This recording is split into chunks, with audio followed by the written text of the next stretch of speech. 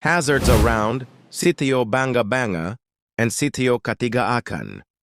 In this video, we are going to know the difference hazards around Sitio Banga Banga and Sitio Katigaakan. So keep watching.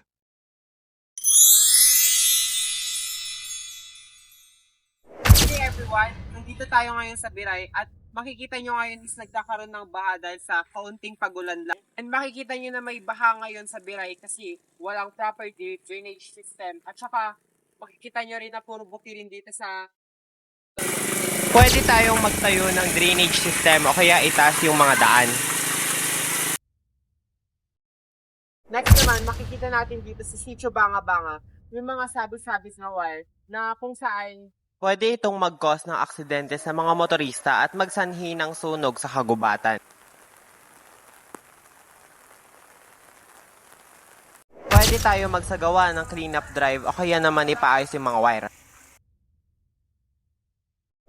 Naman, nandito pa rin tayo sa Sitio Banga Banga at meron din tayong kagaya ng problema dun sa kanina, which is yung mga wire na nakasabit sa baba.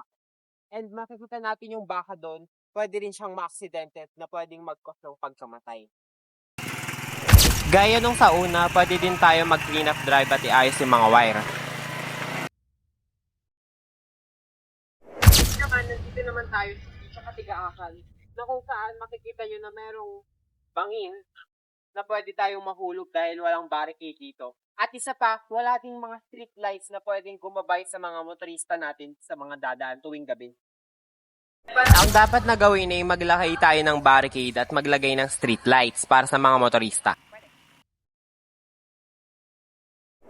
Next naman, nandito pa rin tayo sa Katigakan at kung saan makikita nyo na merong isang landslide prone area na malapit sa daan